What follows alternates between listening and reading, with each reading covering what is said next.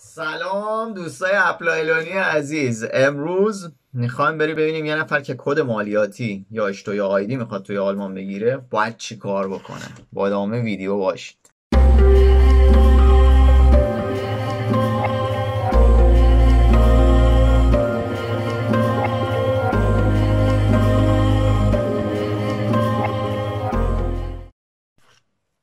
خب اشتوی آیدی یا کد مالیاتی دو تا روش خیلی عمده داره. یکی اینکه شما جایی که رفتی مله کردی یه بورگامتی میری اونجا و بهشون درخواست میدی، میگه که آقا من یه اشتوی آیدی میخوام، بورگامت شهرتون یه ترمین میگیری، میگه اشتوی آیدی براتون پست میشه. یه روش دیگه هم داره که اون هم از طریق سایت برین فرم رو پر میکنین و تقریبا 2 هفته‌ای یه دونه پاکت نامه براتون میاد که اشتوی آیدی داخلشه. بریم ببینیم چطوری میشه فرم رو پر کرد. خب برای گرفتن اشتویا آیدی اینترنتی یه تب جدید با باز میکنیم و تایپ میکنیم اشتویا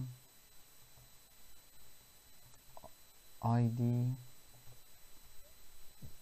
میزنیم. اولین سایتی که میاره بالا غیر از اینهایی که کارهای نمایشی میکنه این سایت bzst.de اشتویا ایدنتیفیکاسیونز نوما. خب ما توی این صفحه که میریم توی اشتویا آیدی نوما میتر، خب توی گزینه ارنویت ارمیتلونگ در آیدی نوما ما روی این گزینه واقعا کلیک میکنیم. خب یه فرم اینجا ما میبینیم که اول این فرم رو باید پر کنیم و نوشته اینجا اشتویا آیدی نومای خودتون رو از طریق پست و اون اکتوال مل شریفتتون آنشریفتتون دریافت میکنید. همونجور که مله هستین میگه حدود 4 هفته طول میکشه تا به دستتون برسه و میتونه تا 10 هفته هم طول بکشه، گفته باربایتونزش، ولی معمولا سریع میاد. خب توی این فرمی که هست خیلی فرم ساده ایه که جنسیت شما هرچی هست رو میزنید، بعد این هم پیشوند اسمتونه که چه پیشوند که ما اینا رو نداریم. نام تیکه اول فامیل خودتون رو وارد میکنیم، چون فامیل من سهرابی میزنم. تیکه دوم اسم کوچیک، بعد تاریخ تولدتون رو وارد میکنیم. خب این کیبورد اینا خاموشه.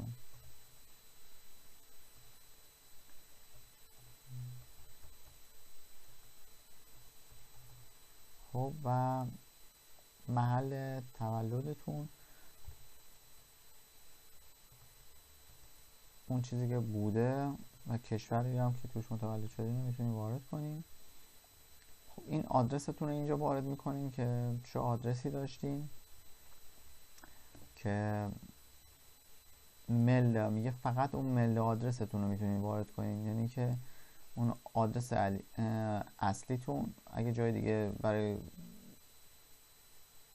نمیدونم کدام مدت زندگی کنیم اون مورد قبول نیست. و کد پستی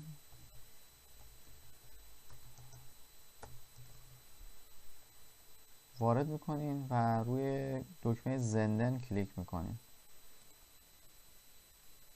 روی زندن میزنیم.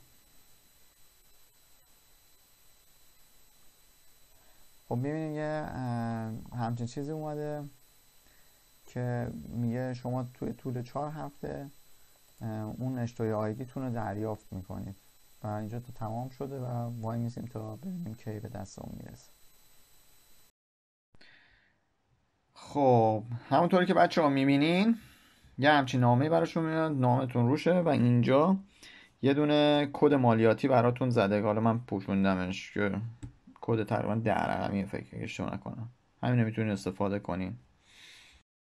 خب امیدوارم که این ویدیو به دردتون خورده باشه، بتونین ازش استفاده کنین و مفید باشه. اگر دیدین که مفید بود لایک یادتون نره، سابسکرایب کنین و ویدیو رو به دوستاتون معرفی کنید. تا ویدیوهای بعدی، خدا نگهدار.